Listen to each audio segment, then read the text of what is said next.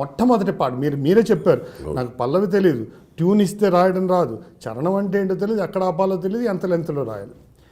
నా ప్రశ్న ఏంటంటే, ప్రశ్న వేసే ముందు ఒక చిన్న చరణం పాడతాను. ఆ పాట మీకు తెలియదని కాదు, కానీ మా ప్రేక్షకులకి అది ఎన్నిసార్లు విన్నా మీరు అన్న పాటే.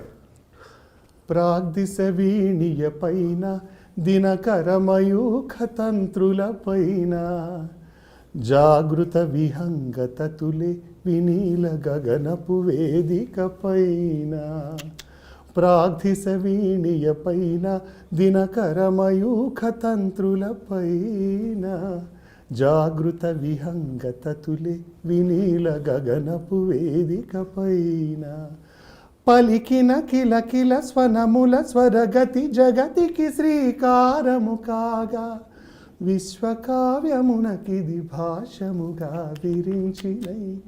విరచించి తిని ఈ కవనం విపంచినై వినిపించి తిని ఈ గీతం.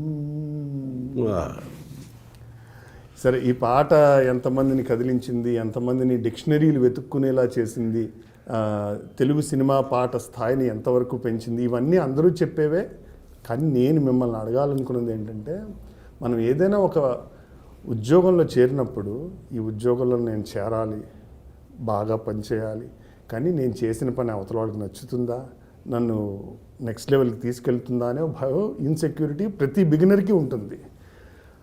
మీరు వచ్చిన టైంలో మంచి మంచి శంకరాభరణం లాంటి పాటలతో పాటు పుట్టింటోళ్ళు తరిమేశారు లాంటి ఐటమ్ సాంగ్స్ కూడా ఉధృతంగా నడుస్తున్న రోజుల్లో, జనాలకి నచ్చుతున్న రోజుల్లో, ఆదరణ పొందుతున్న రోజుల్లో మీరు ఈ పాట రాసి మీకు అసలు ఎటువంటి ధైర్యం ఉండాలి? అంటే ఈ పాట జనాలకి అర్థమవుతుందా, నచ్చుతుందా, హిట్ అవుతుందా, ఇది 10 పాటలు తెస్తుందా, నేను నిలవక దొక్కుకుంటానా అనే ఏమాత్రం అభద్రతాభావం మీకు ఎప్పుడు కలగలేదా?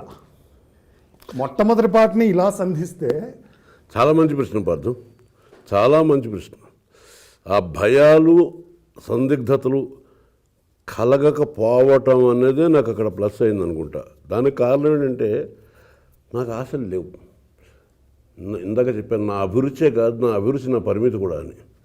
అంటే because I like it, I do like this అన్నది కాదు నా condition. Because I can do this only, that's why I'm doing it. ఇదే చేయగలను కాబట్టి చేస్తున్నాను అన్నదే నా తాలూకు లెక్క. దానికి అనుకూలంగా ఆయన పాటించారు, అదొకటోది. రెండోది, జనం అనే మాట నేను ఎప్పుడూ వినడానికి ఎప్పుడూ ఇష్టపడను. సినిమా వాళ్ళు వాడే ప్రత్యేకమైన మాట క్లాసు, మాసు, జనం. ఈ జనం అంటే ఎవరు? ఇప్పుడు ఈ జనం అని చెబుతున్నటువంటి వీళ్ళు ఏమైనా ఆకాశం నుంచి ఊడిపడిన తోకచొక్కల? మొత్తానికి అందరూ మనుషులే. ఇందాక అది నాకు చాలా బలమైన పునాది నా భావానికి. 3, అర్థం కావటం. భావాలు, భావోద్విగ్నతలు, ఎమోషన్స్ అంటాం మనం, అవి అర్థం కావటం ఏంటి? అనుభవైక వైద్యమైన విషయాలు. శోకం అర్థమైందా అండి? ఇంకా ఏడుస్తే ఎవడో వచ్చి ఎవడైనా శోకం అర్థమైందా అండి? నువ్వు ఏడుస్తున్నావు కదా, ఇంకేం అర్థం కావాలి? నువ్వు ఏడుస్తున్న విధానాన్ని బట్టి అది అంత సీరియస్ బాధో, అంత సీరియస్ శోకమో నేను అంచనా వేసుకోగలుగుతున్నాను. నాకు డైరెక్ట్గా అనుభవం లేకపోయినా పరోక్ష అనుభవం ఉంది కదా. సో అర్థం కావటం వేరు, అనుభూతి చెందటం వేరు. అయితే ఇందాక మొట్టమొదటి చెప్పినప్పుడు నాదం ద్వారా ముందర హృదయానికి, పసిపాపకి ఏమర్థమైందని మనం ఎంత చిన్న భాషలో మాట్లాడినా, కొండెక్కి రావే గోగు పూలు తేవే. గోగు పూలు అంటే ఏంటో తెలుసా పాప?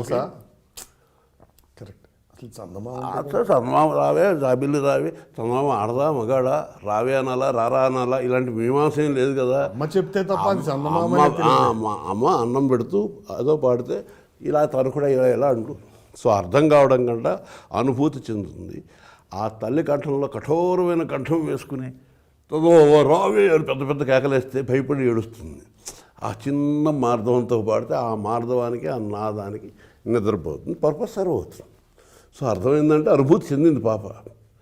సో ఈ పాట గురించి మాట్లాడే ముందర ఈ పాట ఏం మాట్లాడుతోందో ఆ మాటని అనుభవించి దీనికి బాణి కట్టినటువంటి మా అమ్మ కేవి మహాదేవన్ గారు, పౌళేంద్ర గారు, దానికి దోహదం చేసినటువంటి మహానుభావులు చౌరాసియా గారు, హరిప్రసాద్ చౌరాసియా గారు, ముందర వీళ్ళకి ఎంత కృతజ్ఞతలు చెప్పినా సరిపోదు. ఎందుకనంటే నా పాట ఏం మాట్లాడుతోంది అని ప్రశ్న ఉదయించటానికి కారణం మొట్టమొదటి వాళ్ళు చేర్చారు హృదయానికి. అది డిక్షనరీలు వెతకడానికి కన్నా ముందర డిక్షనరీలు ఎందుకు వెతకారంటే ముందర వాళ్ళకి ఏదో నచ్చింది, అక్కడ హృదయానికి వెళ్ళింది, హృదయం నుంచి తర్వాత ఇక్కడ ప్రవేశించింది. ఇప్పుడు విన్న మాటలు కావేవి, ముఖ్యంగా సినిమా పాటలు ఎప్పుడు వినవి కాదు.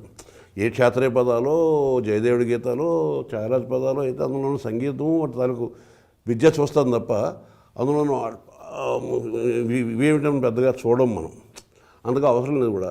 అలా పోతన పద్యాలు వాటి మందార మకరంద మాధుర్యం అని తెలిసి పాడుతుంటే బాగుంటుంది.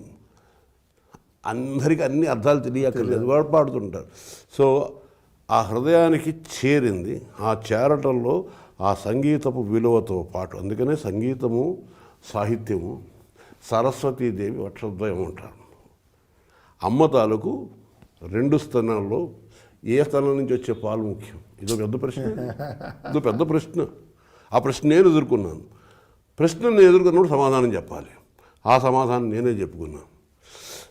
సంగీత సాహిత్య సరస్వత్యా స్తనద్వయం ఏకమాపాత మధురం అన్య ఆలోచనామృతం అని శ్లోకం సరిగా చెప్పలేకపోతున్నాను నేను. సరస్వతీదేవి స్తనద్వయం 2, ఒకటి ఆలోచనామృతాన్ని, 2 ఆపాత మధురాన్ని అలా మాధుర్యంతో ఉంటుంది అని. ఇందులో ఏది ముఖ్యం అనే ప్రశ్న వస్తే సమాధానం అలా చెప్పాలి. దాన్ని నేను సమాధానం చెప్పా. ముందర ఆపాత మధురమైనటువంటి పాలు పట్టేస్తే హాయిగా బిడ్డ నిద్రపోతాడు. ఇంకా తర్వాత నువ్వు ఏం చెప్పావు అన్నది వినే స్థితిలోనూ ఉండడు. దాంట్లో అర్థం ఏమిటో అప్పుడు నువ్వు మంచి పాఠాలు, నీతి కథలు అవన్నీ చెప్పినా సరే ఏమీ ఎక్కువ అర్థం అవ్వదు. కానీ ఆలోచనామృతాన్ని ముందర చెప్పి, అంటే పాడకుండా ముందర చెప్పి, అబ్బో ఇందులో ఇది ఉందా, ఇలా ఉందా, ఓహో అలా ఉందా అని అనిపించి అది అందంగా వినిపించేలా ఇటేపు మార్చిస్తే పాటకు గొప్ప ఒక సార్థక్యం ఏర్పడుతుంది. 2 ఇంపార్టెంటే. కానీ ఏది ముందర పట్టాలి అన్నప్పుడు ముందర ఒక హితోక్తి చెప్పి ఆ హితోక్తిని చక్కటి గీతంలాగా దీనిలాగా చెబితే, అందుకనే ఈనాటికి మానవ జాతిలో అత్యంత ప్రాచీనటువంటి ఆది కావ్యం అని చెప్పదగ్గ రామాయణం కూడా బేసిక్గా పాట. గీయతి ఇది గేయం, గేయ రూపంలో రాయబడింది. అది అందరూ చాలామంది పట్టించుకోని ప్రశ్న. అది పుట్టని ప్రశ్న కాదు, చాలామంది తెలుసు కూడా, పట్టించుకోని ప్రశ్న. అనుష్టుపు ఛందస్సులో రాసిన అది పాట పాడటానికి జనబాహుళ్యంలో పాటగా ప్రచారం వేదసారాన్ని, వేదం తాలూకు ఆత్మని ప్రజలందరి తాలూకు అంతరంగాలకి చేరువ అయ్యేటట్టుగా, వాళ్ళ హృదయాల్ని ఆత్మల్ని స్పందింపచేసేటట్టుగా పాడి వినిపించటానికి వీలుగా వ్రాయబడ్డ గేయ కావ్యం రామాయణం. సో మొట్టమొదటి కళలన్నింటిలోకి, సాహిత్యంలో ప్రక్రియలన్నింటిలోకి పుట్టింది మొట్టమొదటి గేయమే. సో ఆ గేయం ఎలా ఉండాలంటే ముందర సాహిత్య ప్రధానంగా ఉండాలి, అందులో విషయం ఏంటో తెలియాలి, ఆ తెలిసింది మాధుర్యంగా ఉండాలి. సినిమా పాట ఏం చేస్తుంటే సాధారణంగా ఇటు నుంచి అటు చేస్తుంది న్యాచురల్లీ. అయితే హృదయం కదిలినప్పుడు బాగానే ఉంది, కానీ బాగానే ఉందంటే ఎంతో బాగుంది. ఇందాక చెప్పాను, విశ్వనాథ్ గారు ఆ మాట అన్నారు. ఏంటి ఎందుకు ఇంత బాగుంది అంటే కేవలం నాదం ఒక్కటి సరిపోదు, ఇక్కడ సింబాలిజం. మనం సామాన్యంగా ఇన్స్ట్రుమెంటల్ మ్యూజిక్ కూడా వేస్తుంటాం. ఎందరో మహానుభావులు ఎవరో వైలన్ ద్వారానో, వీణ ద్వారానో, ఫ్లూట్ ద్వారానో వినిపిస్తున్నప్పుడు మనం కిందకు వచ్చి మాట్లాడుకుంటాం, ఎందరో మహానుభావులు కదా అని. శ్రీరాగంలో చాలా కీర్తనలు ఉన్నాయి, ఎందరో మహానుభావులను ఎందుకు అనుకోవాలి అంటే అందులో ఏముందని సాహిత్యానికే మనం మొట్టమొదటి ప్రాధాన్యం ఇచ్చేమని ఆ చిరునామాలాగా ఆ పంచకీర్తనలు. సో శ్రీరాగంలో ఎన్ని పాటలు లేవు, ఆ శ్రీరాగం అని గుర్తుపడుతూనే అందులో సాహిత్యం గురించి ప్రస్తావించుకుంటున్నాం మనం. ఎంత బాగా, పైగా అక్కడ మాటలేదు, ఏదో సోలో ఇన్స్ట్రుమెంట్ ఉంది, అయినా సరే చెప్పగలుగుతాను. సో అలా చెప్పిస్తాను అని అన్నారంటే పాటలోని మాటకి అంత ప్రాధాన్యం ఉంది.